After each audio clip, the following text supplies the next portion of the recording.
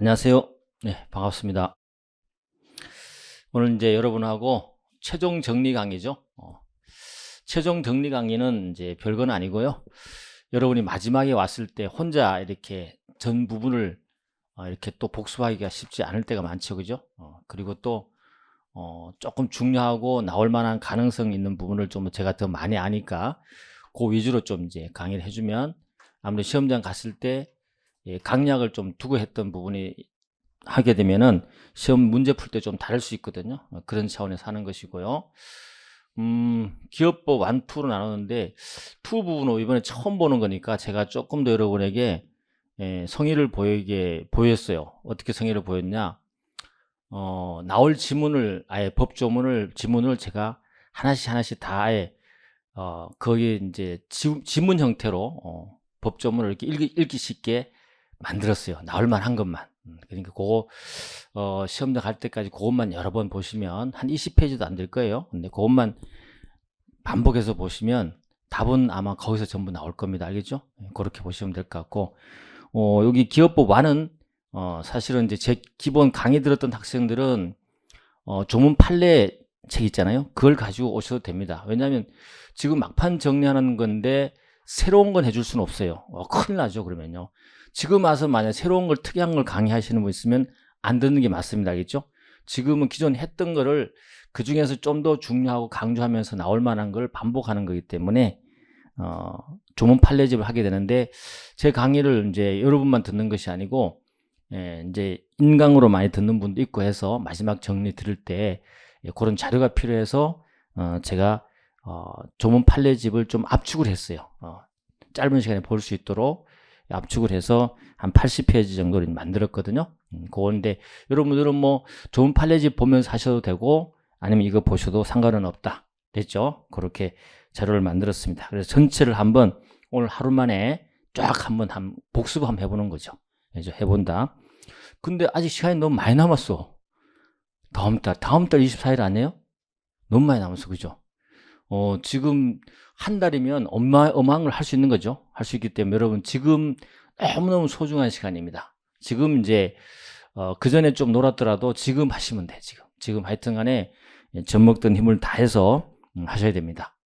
어제 이제 그저께죠. 그저께 변호사 시험이 끝났어요. 변호사 시험이 끝나고 변호사 시험은 4일 동안 보거든요. 4일 동안 보는데 굉장히 힘들어요. 막 이렇게 하는데 첫날 보고 나와서 너무 힘들었다. 또 뭐 모르는 게 나왔다. 막 힘들어하고 전화도 오고 또 이제 제가 관리하는 학생들이 있는데 그 학생들이 막 힘들어요. 막 울라 그러고 막 그죠. 그만둬야 된다 말한다 하는데 끝까지 함께 가라고 했습니다. 그때 말할 때 제가 그랬어요. 지구 끝에 매달린 기분으로 하여튼 젖먹던 힘을 가지고 한번 해보라고 했습니다. 근데 시험 끝까지 보고 나서 지금은 기분이 좋대요. 오늘은 여러분 마찬가지예요. 한 달 어마어마한 걸 정리할 수 있습니다. 됐습니다. 그런 잔소리는 이제 정도 하고 뭐 누누이 잘 알 겁니다. 시험은 사실 마지막 한 달을 위해서 그동안에 1년을 쏟아붓는 거니까 여기에서 실패하면 안 돼요. 알겠죠? 그렇습니다. 자, 그래서 내용들은 상법, 총칙, 상행위법, 회사법인데 중요한 제도를 다시 한번 여러분하고 숙지하고 이렇게 기억을 떠들려 보겠습니다. 영상으로 처음 듣는 학생들은 뭐 유튜브라든지 그거 제가 소개를 해놨어요. 학습문이나 카톡 스터디 참고하실 분들은 거기 주소하고 있으니 오셔서 하면 되고요. 거기 들어오면 개인톡으로도 이렇게 줄 수 있으니까 단톡방에 들어오셔가지고 개인톡으로 보내주면 됩니다. 그렇게 많이들 질문하니까 여러분들이 활용을 잘 하시고요. 넘어갑니다. 자, 이제 우리 상법 총칙이잖아요. 총칙에서 시험에 통칙이라고 했는데 상사적용법규 시험에 안 나와요. 안 나오고 물론 여기 여러분에게 조문 제목만 넣어놓은 거 있잖아요. 넣어놓은 것 중에 나올 게 있어요.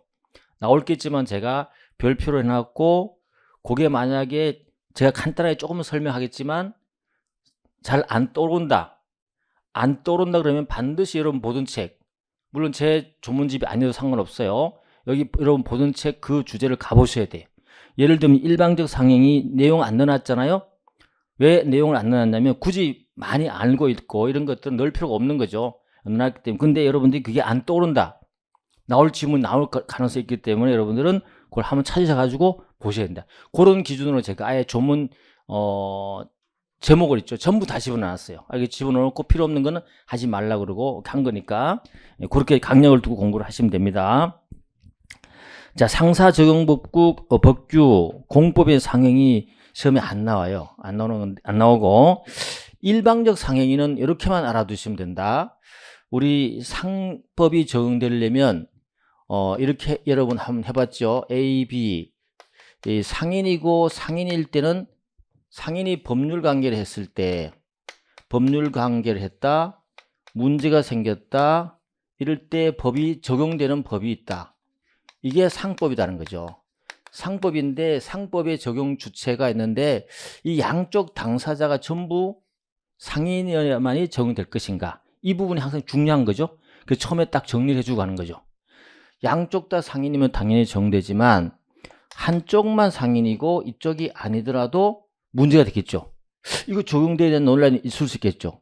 이걸 우리가 일방적 상행위라고 해요. 근데 우리 법은 어때요? 여기도 적용된다라고 법으로 정해버렸죠. 이게 3조예요. 알겠죠? 그래서 한쪽만 상인이면 그 법률 관계는 해결할 때 뭘 적용한다? 상법을 적용한다. 이 말이거든요. 근데 중요한 의미를 갖고 있어요. 갖고 있고 최근에 판례가 나왔는데 이런 것도 되느냐 그러면 A가 있고 B가 무슨 법률 관계를 했어요. 그런데 여기에 요 법률 관계에 관계하는데 기타 갑이라든지 을, 병이라는 사람이 이렇게 관여를 했어요. 이쪽으로. 그랬을 때 법적 문제가 발생했어요. 이 사람은 상인이에요. 이 사람도 상인일 수도 있고 아닐 수도 상관없어요. 이게 법적인 문제가 돼서 판사가 이 법을 적용할 때 한쪽에서는 상법을 적용하자는 입장은 누구냐면 일반인들을 말해요. 일반인들을 말하는 거. 다시 말해서 상인에게 상법이 적용되면 굉장히 법률 문제를 해결할 때 불리해요. 왜냐하면 민법이란 사법보다 있죠. 상법은 굉장히 엄하게 정의되어 있거든요. 그래서 상인들에 적용할 때 엄하게 적용하기 때문에 이 상인들도 그렇고 이 관련되는 자들이 자기네는 상법이 적용 안 되는 걸 원해요. 그렇죠? 그렇단 말이죠. 그래서 이들은 상법이 적용 안 되려고 변호사들이 주장을 했단 말이죠. 판례가 보니까 이쪽은 상인이고 이쪽은 상인이 아니었어요. 물론 이 사안에서는 상인이었어요. 그럼 이 둘 관계는 당연히 상법이 적용되는데 여기에 들어와 있던 이 갑을병에게도 그럼 상법을 적용해서 해결할까? 라고 고민이 생겼던 거죠. 근데 판례가 정리를 해줬어요. 요 법에 나와 있는 3조를 가고 정리했습니다. 일방 당사자만 상인이면 상법 적용했잖아. 그죠? 여기서도 일방 당사자 상법이 적용하는 건 맞는데 이와 상인의 같이 협조를 하거나 같이 법률에 참여한 이 사람들은 상인이 아니었어요. 아닌 자들에게 적용할 거냐 문제되는데 판례는 어때요? 요 법률을 정해서 요 한쪽 당사자 요 A만 상인이면 여기에 관여했던 나머지는 상인이 아니더라도 상법을 적용한다. 요게 판례. 알겠죠? 요 법률을 적용한 게 있다. 하나 그냥 참고로 알아두세요. 알겠죠? 참고로 알아둔다. 혹시라도 뭐 질문이 들어온다면 그렇게 여러분 느끼면 돼. 나온다면 그게 나온다는 거죠. 여기는 알겠죠? 나온다면 그게 나온다는 거니까 별 내용 없어요. 그래서 그 정도만 하면 되기 때문에 지문 안 넣어놨어요. 끝 넘어갑니다. 자, 넘어가셔서 이제 우리 상인이다. 상인 중요하죠. 왜냐하면 지금 얘기했듯이 이 상법은 주체가 상인일 때만 적용되는 거기 때문에 상인이 누구냐가 중요한 거죠. 그래서 시험에 나오든 우리 상법을 공부할 때는 상인이 누군지 알아야 되겠죠? 예, 그게 이제 앞쪽에 나오는 부분입니다. 그래서 시험에 나오는 건 딱 세 가지가 나온다면요. 가끔 나오는, 여러분에게는 자주 나오지는 않지만 가끔 나오는데 상인의 종류는 첫 번째는 당연 상인이 있고, 그죠? 당연 상인이 있고, 그 다음에 의제 상인이 있다, 그죠? 그 다음에 소상이 있다. 요것만 개념 알아두시면 되는 거죠. 당연 상인은 뭐라 그랬죠? 우리 46조에 가면 이런 게 있었다 그랬죠. 46조에 가면 기본적 상행위라고 있다 그랬죠? 요거. 그죠? 기본적 상행위 22가지 있잖아요. 그죠? 요건데 요 행위를 하면서 요 하는데 자기 명의로 해야 됩니다.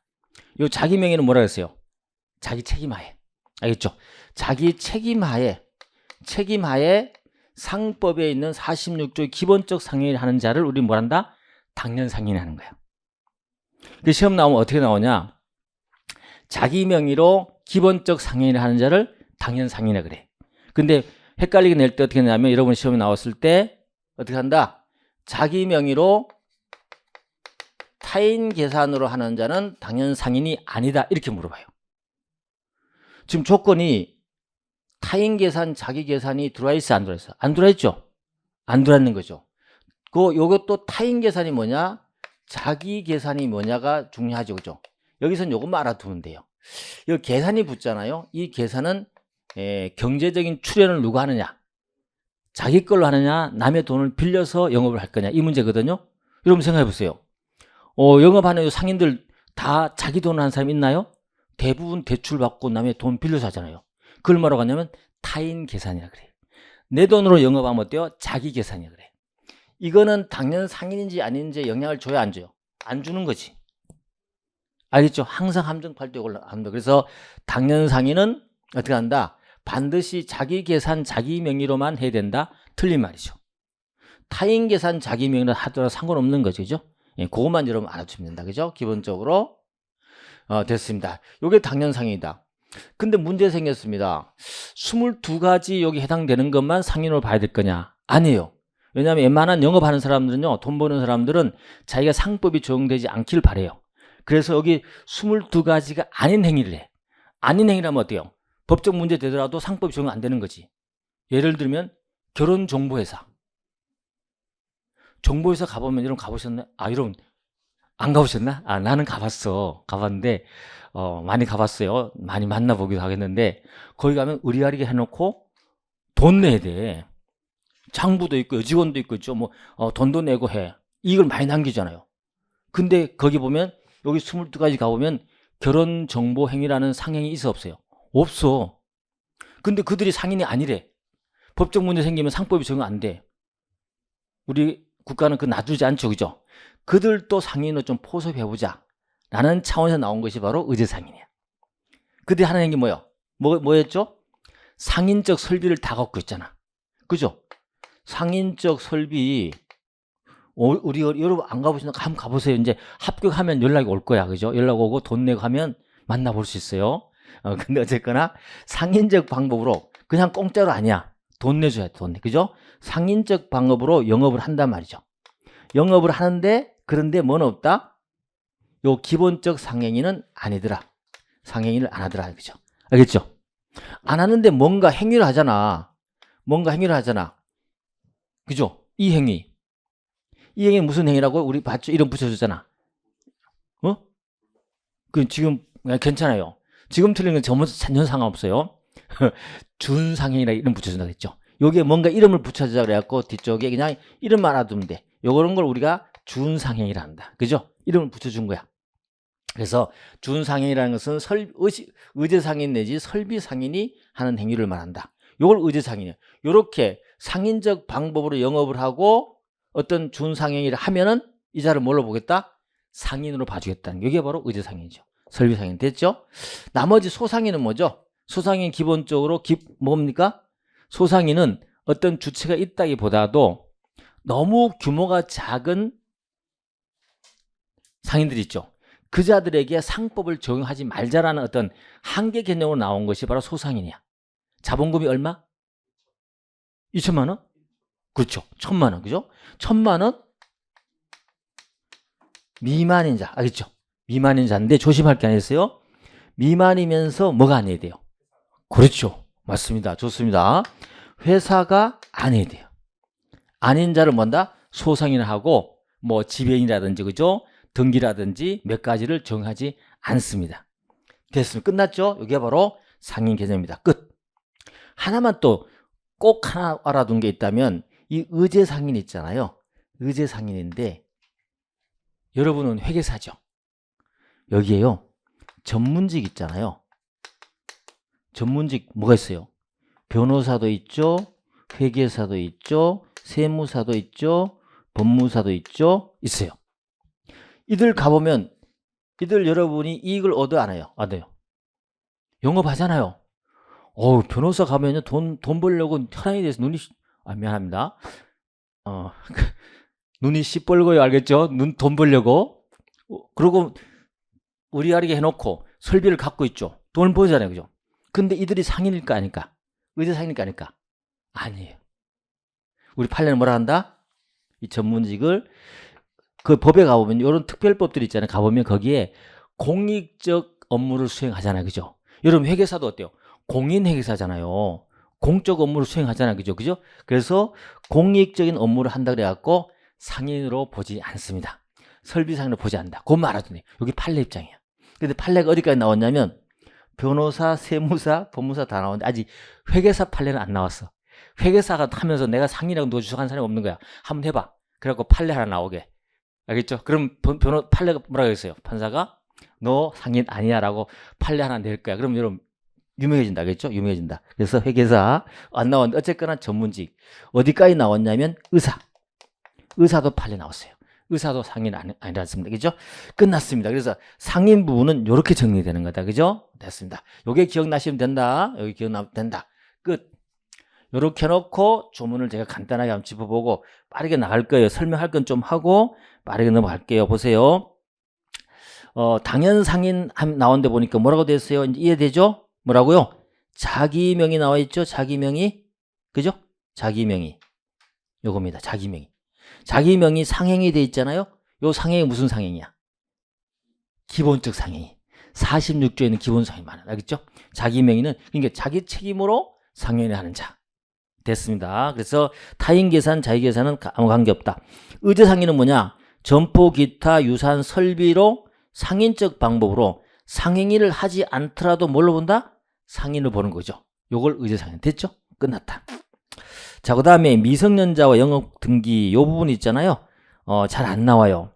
미성년자 무한책임사원 크게 잘 안 나오고 법정 대리는 영업의 대리도 크게 문제 안 되니까 여러분 스킵하셔도 됩니다.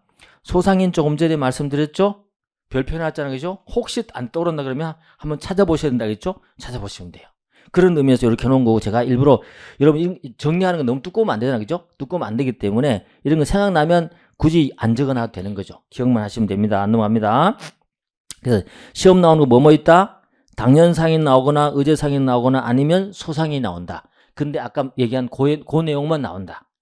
더 나올 수가 없어요. 알겠죠? 정리하겠습니다. 그 다음에 상업 사용인 가볼까요? 중요하죠. 왜냐하면 상인이 영업을 하는데 특히나요 어떤 사적 행위를 할 때도 내 혼자 하는 것보다가 누가 대신하는 사람이 있으면 어때요? 내 사적 행위가 넓어지겠죠. 이걸 우리가 사적 자치 확장이라 그래요. 확장이라는데 이거는 민법에 가보면 대리라는 개념으로 나와요. 알겠죠? 대리인 있잖아요. 내가 오늘 너무 바빠. 근데 내가 뭔가 일을 해야 돼. 근데 어때요? 대리인을 시키면 어때요? 내가 해야 될 일을 누가 딴 사람이 해줄 수 있잖아요. 그죠? 이게 사적 자치가 확장되는 거죠. 근데 상법에 와서도 대리라는 말을 쓰면 좋은데 어때요? 우리 법관에는요. 형법이니 헌법이니 뭐 세법이니 다 가보면요. 각자 자기 법만의 용어를 갖고 있어요. 언어를 갖고 있어요. 정체성을 갖고 있단 말이에요. 그래서 똑같은 주제를 갖고도 어때요? 다른 말을 써. 상법에서 대리라는 말을 쓰면 어때요? 민법하고 같아져 버리잖아요. 그죠? 그래서 뭐라고 쓴다? 상업 사용이라는 말을 쓴다. 다른 말을 하면 대리하고 똑같다 라고 보시면 되는 거죠. 그죠? 나를 대신해서 해준 자를 우리가 상업 사용을 한다.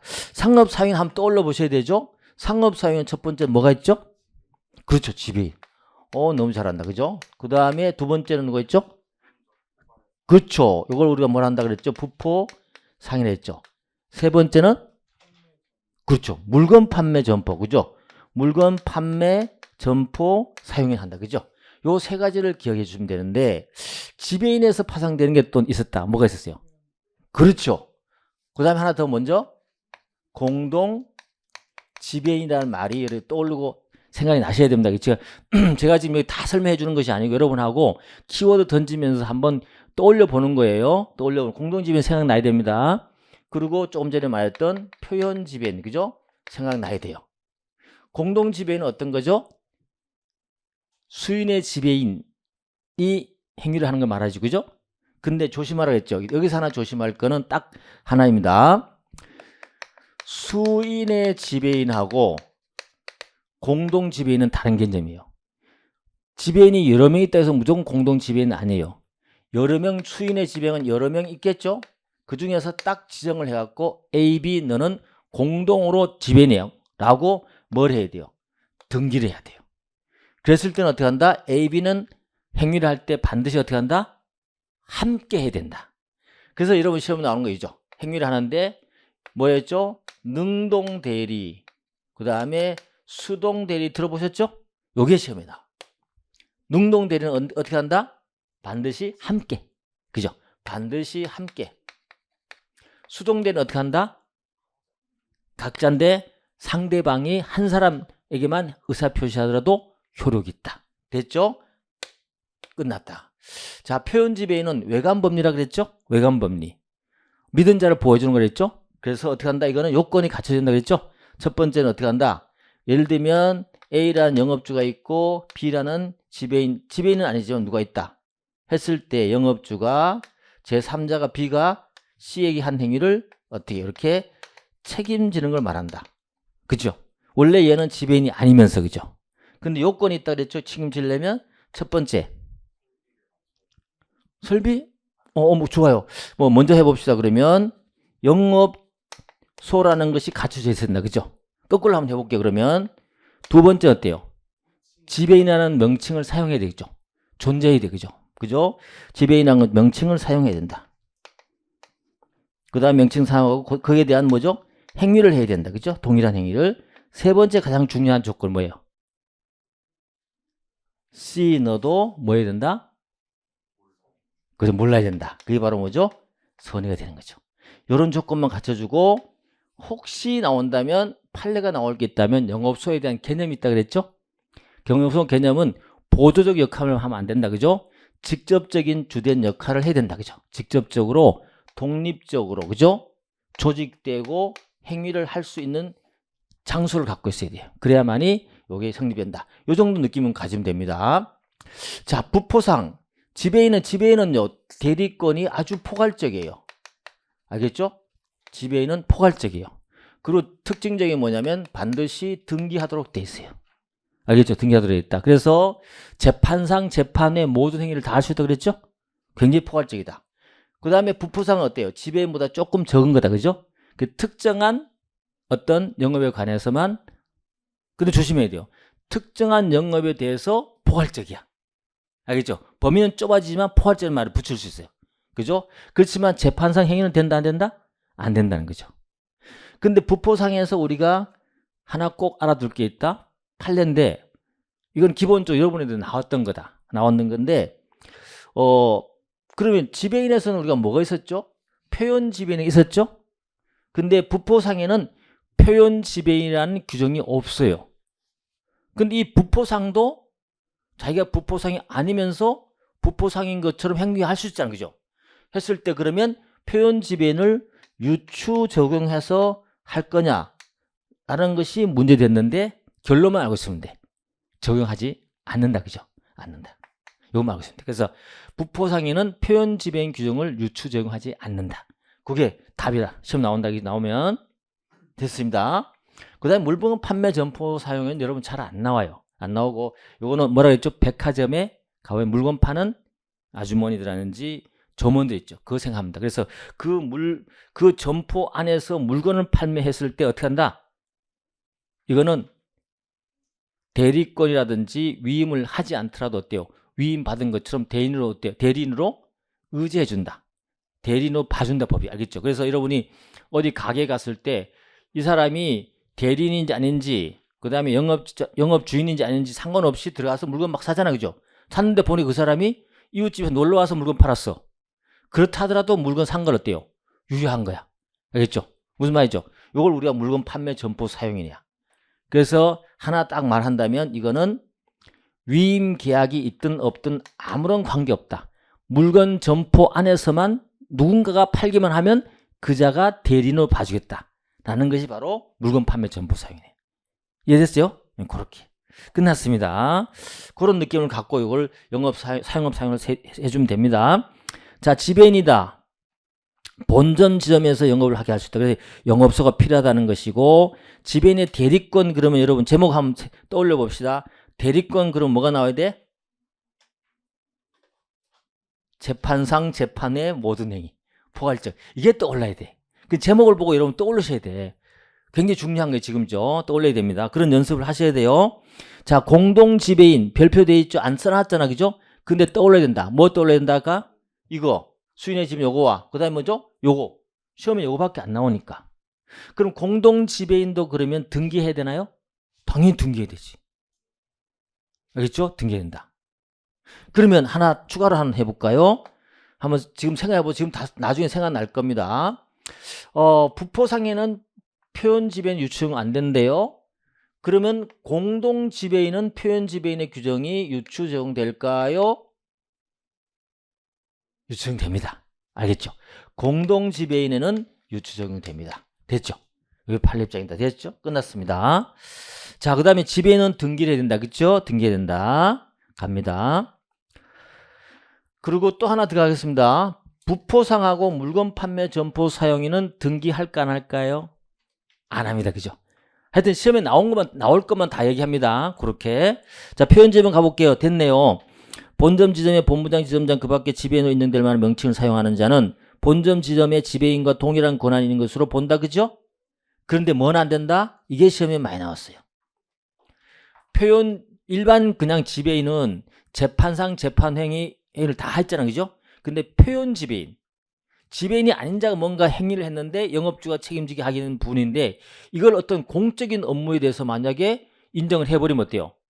그럼 공적인 업무가 이상해져 버린 거지. 알겠죠? 다시 말해서 신뢰가 깨져버리고 흔들려버리겠죠. 법률가는. 그죠? 그래서 공적인 부분은 표현 지배인 인정이 되지 않습니다. 그래서 재판상 행위는 아니다. 그죠? 됐다. 그 다음에 표현 지배인 상대방이 악의인 경우는 정하지 않는다. 그죠? 됐습니다. 넘어갑니다. 자, 부포상 생각납니까? 됐죠? 밑에 물건 판매 점포 사용인 됐죠? 그 다음에 상업 사용인의 의무가 이제 시험에 나온다. 그죠? 상업 사용인의 의무를 한번 살펴보겠습니다. 지금 여러분 있죠? 저랑 같이 공부하면서 생각 혹시 안 나는 거는 체크해놨다가 꼭 다시 찾아보시고 지금 복습하는 거예요. 하루 동안. 자, 상업 사용인의 의무다. 그러면 떠올라야 된다. 첫 번째 뭐가 떠올라야 돼요? 경업금지, 즉 경업, 그죠? 경업금지 떠올라야 된다. 두 번째 뭐가 떠올라야 돼요? 겸직금지, 그죠? 겸직금지 떠올라야 된다. 겸직하면 돼, 안 돼? 안 된다 그랬죠? 자, 경업금지와 관련해서는 그러면 어떻게 한다? 영업주가 허락하면 가능하다? 가능하다, 그죠? 가능하다.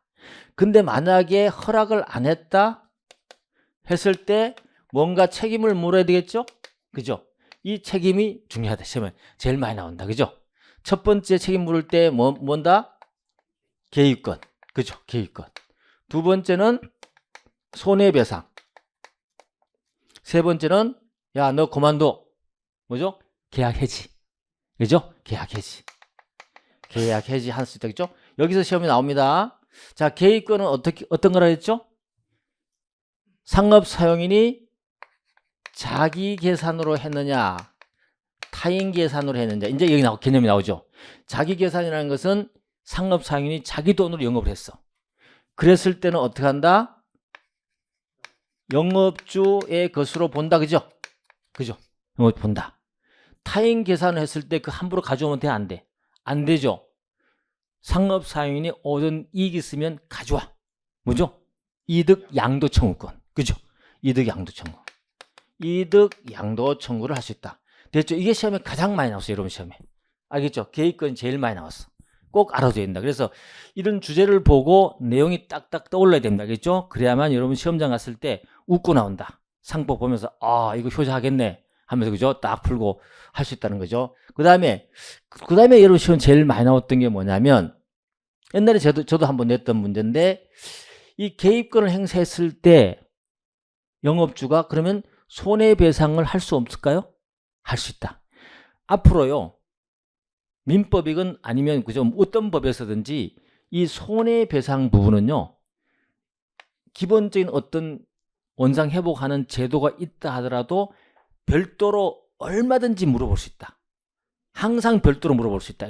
손해가 남아있죠. 알겠죠? 별도로. 그래서 계획권과 관계없이 손해배상 할 수 있다. 그죠?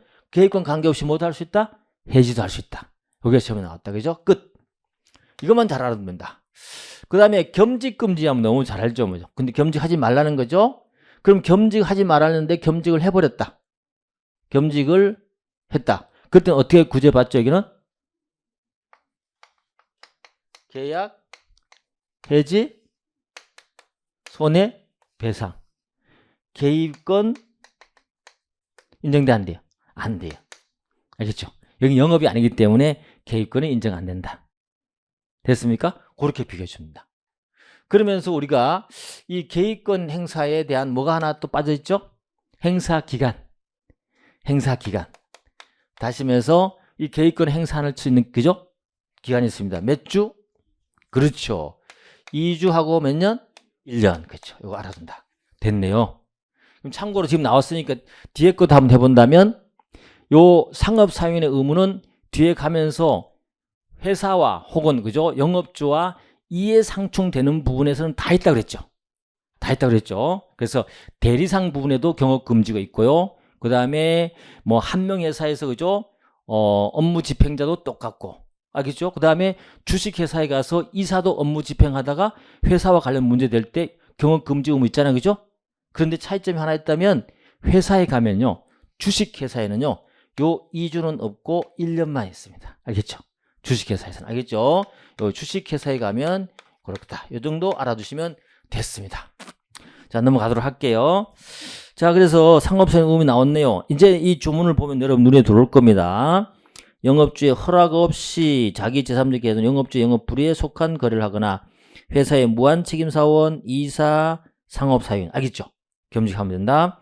이 항이 바로 개입권이었죠? 그래서 자기 계산 나오면 어떻게 한다? 영업주 계산. 제3자 계산 나오면 어떻게 한다? 이득의 항도 청구. 그죠? 요게 지문이 계속 나온다. 그 다음에 계약 해지 손해배상 청구 영향 주지 않는다. 안날부터 2주 1년. 됐습니다. 시험에 나오면 어떻게 나온다는 것이 정리가 딱 돼야 된다. 이렇게 됐죠? 넘어갑니다. 그리고 만약에 공부하다가 저와 같이 했는데 이거 다 아는 거다. 그럼 일단 지우셔야 돼요. 지금 했죠? 지워나가면서 잘 안 되는 것들을 확인한다. 그죠? 확인하면 된다. 그 다음에 상호 가겠습니다. 상호. 상호 뭐 중요하죠. 왜냐하면 상인이 영업을 하는데 물적 설비로 너무너무 중요한 거죠. 그죠? 자기 이름을 표현하는 거니까. 근데 상호는 원칙적으로 자유주의라고 했죠? 자유다. 이 자유인데, 원칙 자유인데 예외적으로 했죠? 그 자유를 해줬더니 법률 관계 복잡하고 헷갈리는 게 있더라는 거죠. 이럴 때는 우리가 규제를 하자. 라고 해서 우리 상호에 관련 규제 내용들은 보면 첫 번째 거 가보시면 제18조에 가보면 어때요?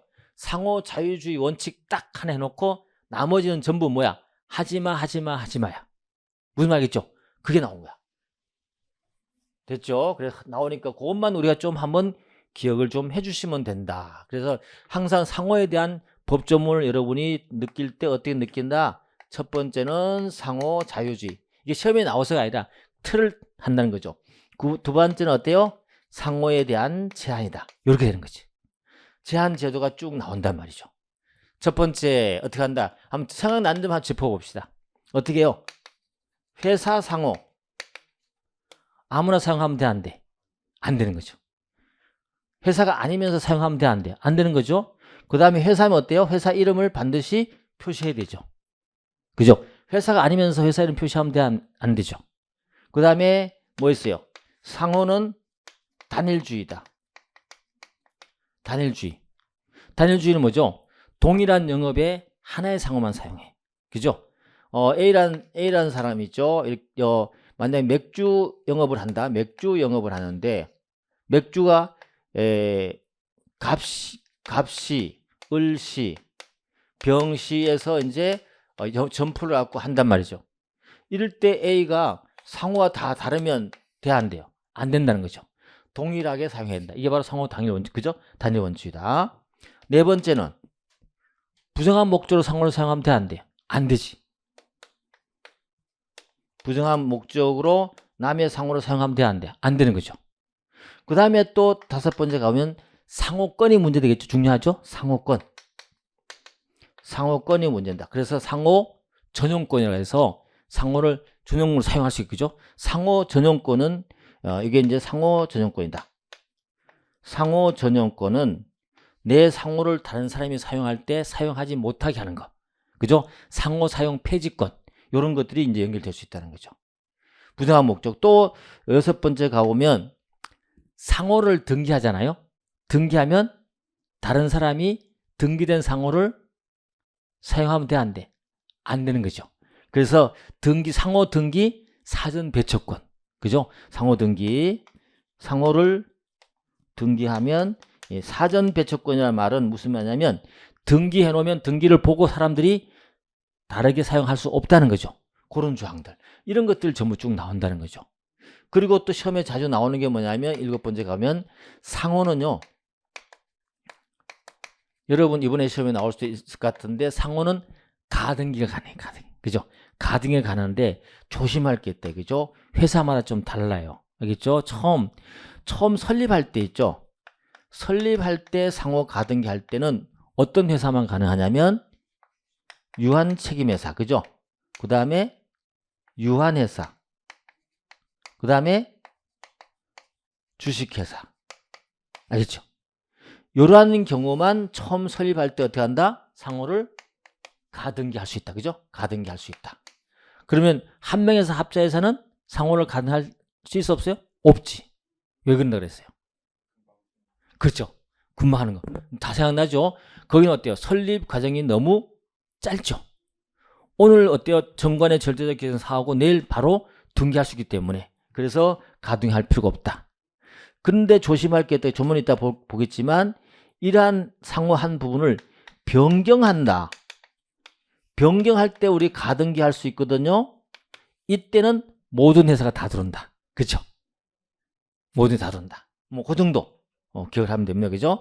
대충 느낌을 그렇게 보고 여러분 가볼게요. 조문을 볼 때 그런 느낌으로 보시면 된다. 그죠? 자, 가봅니다. 상호 선정 자유죠. 회사 상호, 회사 이름을 사용해야 됩니다. 느낌이 와야 되고요. 회사 상호를 함부로 사용하면 돼, 안 돼? 안 되는 거죠. 회사가 아니면서 사용하면 안 된다 그랬죠? 그때 예를 들었죠. 시골 할머니. 아들아, 이번 설 내려올 때 삼성전자 주식회사 간판 하나 가져와. 알겠죠? 거기에 구멍가게다 앞에 딱 멋있게 붙여놓게. 돼, 안 돼? 안 되는 거지. 그죠? 이런 거 부당 사용 금지 됐고 또 넘어갈게요. 상호 단일성은 아까 말씀드렸죠? 상호는 단일해야 된다. 그죠? 단일해야 된다. 이 단일성이라는 말은 그런 말이라는 것이 여러분이 느낌이 들어야 된다. 그 다음에 상호 등기의 효력이다. 자, 등기와 관련해서 한번 생각해보면 상호는요. 등기를 하지 않더라도 상호권을 가질 수 있다 그랬죠. 그죠? 등기하지 않더라도. 근데 상호는 등기하게 되면 어떻게 돼요? 상호권이 강화된다. 그죠? 강화된다. 어떻게 한다 그래서 입증 책임이 상대방이 넘어가 버린 거죠. 딴 사람들이 내 상호를 사용하게 되면 등기를 해놓게 되면 어때요? 부정한 목적으로 나쁜 뜻으로 사용하는 것이 추정돼 버리는 거지. 이걸 우리가 법률상 추정한다. 그죠? 됐다. 그럼 넘어갑니다. 그래서 어쨌거나 상호 등기의 효력 나와 있죠. 상호 등기하면은 어떻게 한다? 사전 배척권이 생긴다. 그랬죠? 사전 배척이 생긴다. 그 다음에 동일한 상호. 그 다음에 등기법상 동일한 상호를 말한다. 그래서 타인이 등기한 상호는 동일한 특별시 광역시군에서 동종영업의 상호로 등기하지 못한다. 그래서 상호 등기했을 때 다른 사람이 상호를 사용을 못하는데 어떻게 사용을 못하냐면 왜 이렇게 지역별로 나눠져 있냐면요. 등기국이 여러분 모르지만 법원에 있죠. 법원이 관할 나눠져 있잖아요. 수원지법 등 나눠 있죠. 그죠?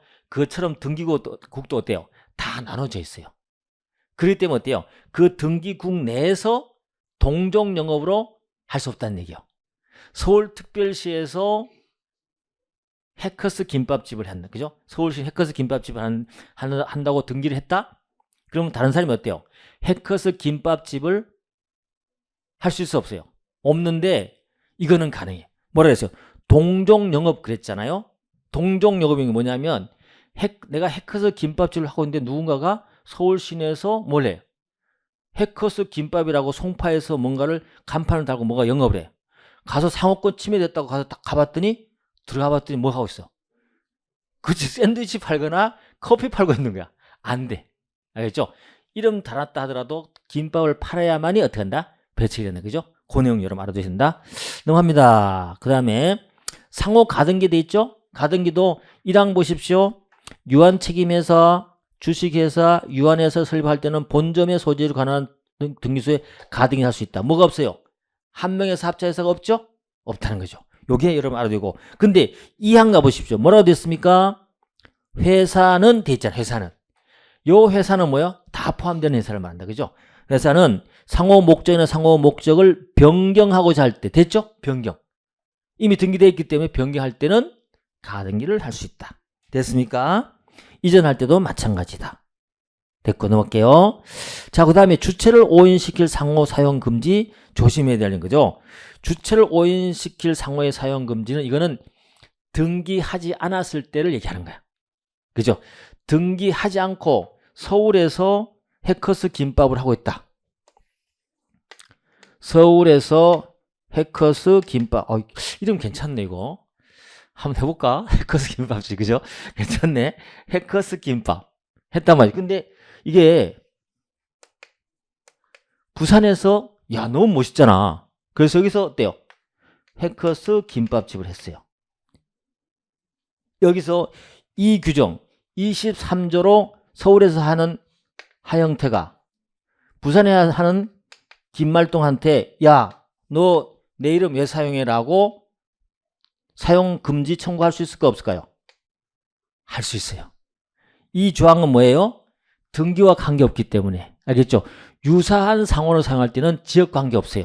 관계없이 내 어때요? 동종이 아니라 상관없어요. 내 이름을 가지고 다른 데서 했을 때 내 이름으로 오해시킬 수만 있으면 어떻게 한다? 무조건 사용하지 말라고 할 수 있다. 알겠죠? 그래서 아까 우리 상호 등기 사전 배척권하고 다른 부분이죠. 그죠? 달라요.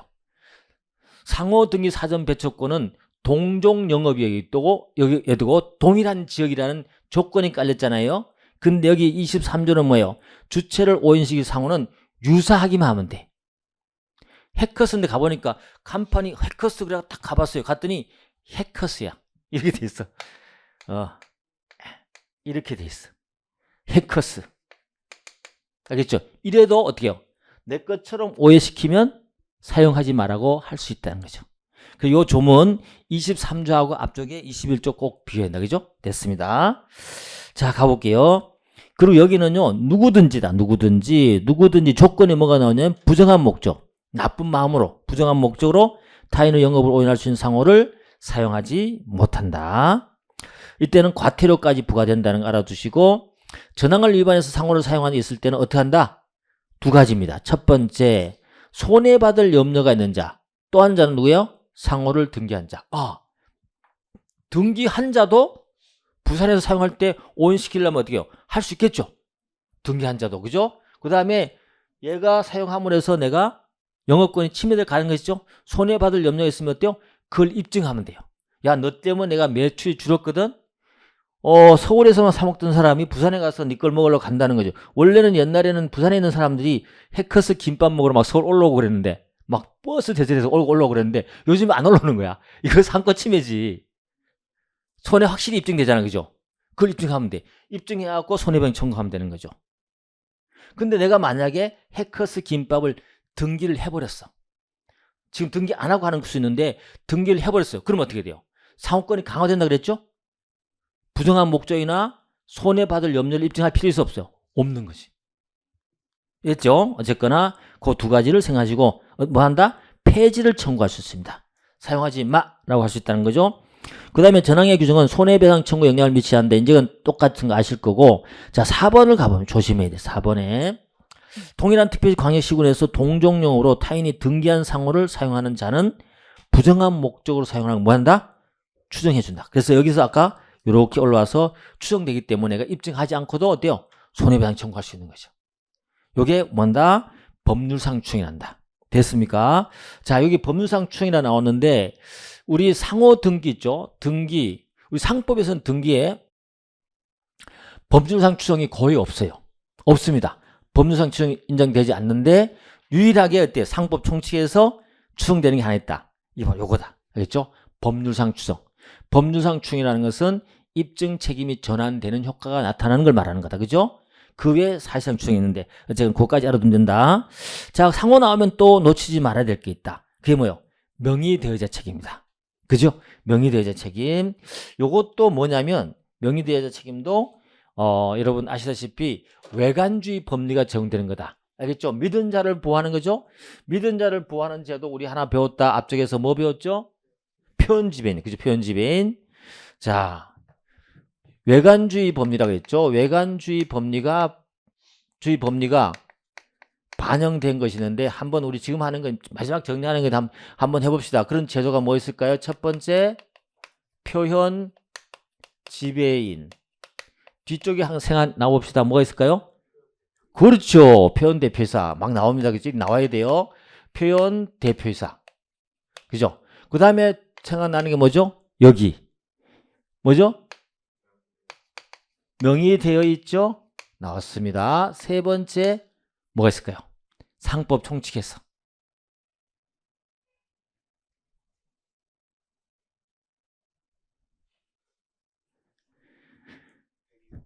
응? 대리사? 아니죠.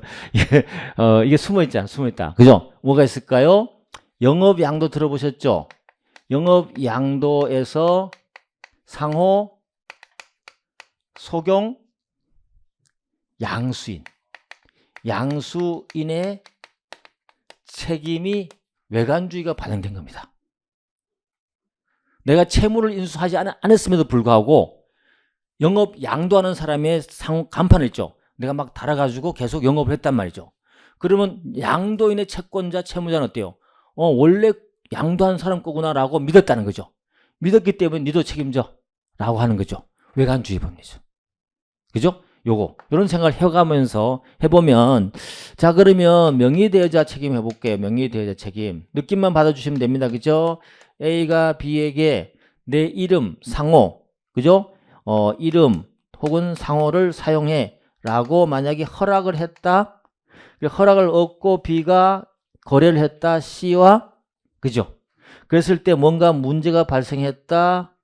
그럴 때는 C는 어디? 요렇게도 책임 물을 수 있고 요렇게도 책임 물을 수 있다. 그죠? 요게 뭐다? 명의대여자 책임이다.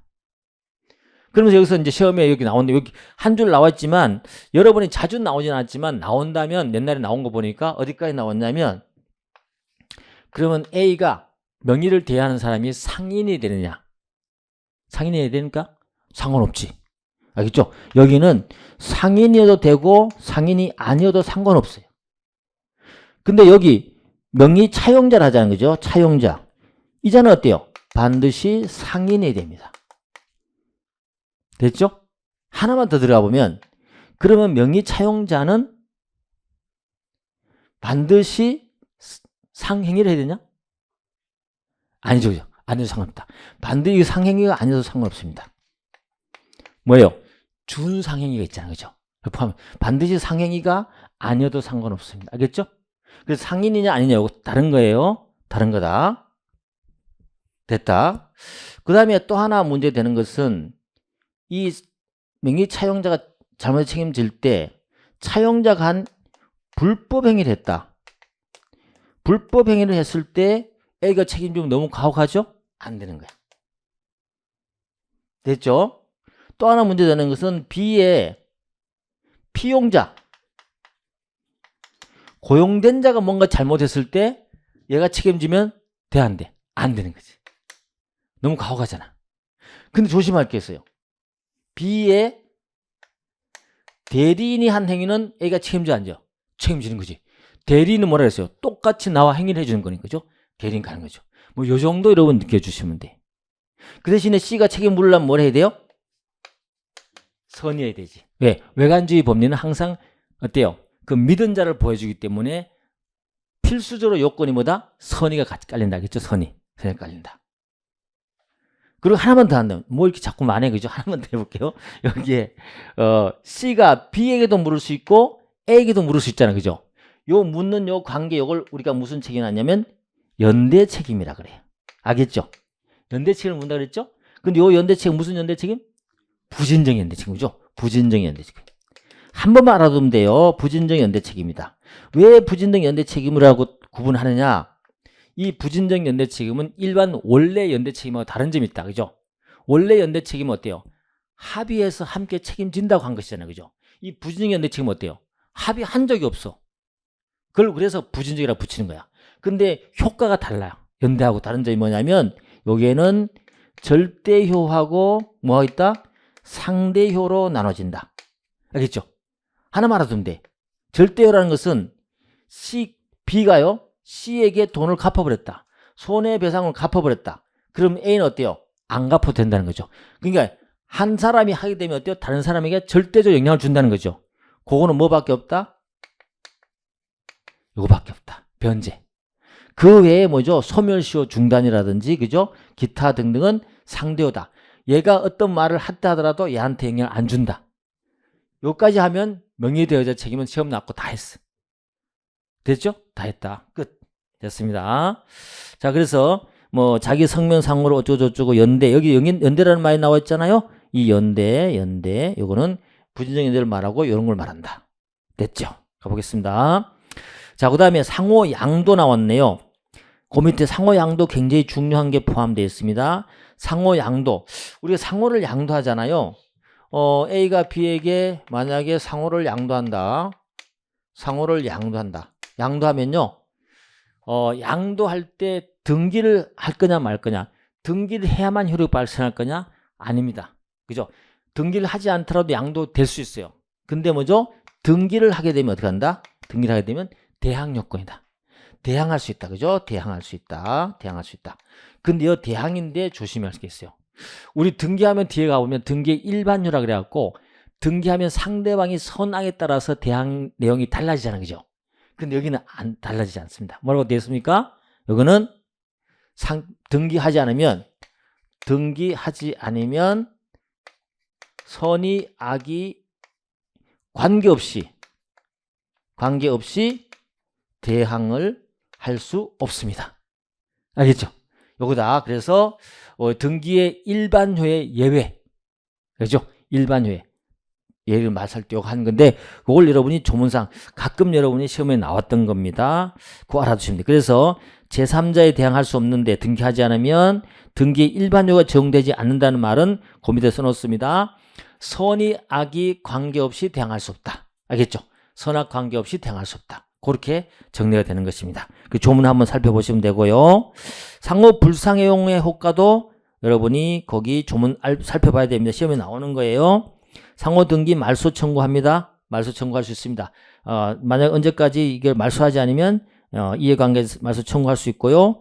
부정사용에 대한 제재는 과태료를 부과한다는 거 아까 말씀을 드렸고 넘어갈게요. 그 다음에 이제 상업장부 나오잖아요. 상업장부는 여러분들이 혹시라도 한번 뭐 작년에 나오긴 했습니다만은 가끔 한 번씩 나와요. 그냥 이제 몇 년 공시가 몇 년까지냐, 보존을 언제까지 해야 되냐, 뭐 상업장부 법원에 제출해야 되냐 이런 부분 작성 방법인데 여러분 보시면 된다. 그죠? 한번 보면 되고 눈길만 한번 주시면 됩니다. 자주 나오지 않는다. 그 다음에 상업등기다. 첫 시간이니까 좀 쉬었다가 상업등기부터 들어가도록 하겠습니다. 잠깐 쉬겠습니다.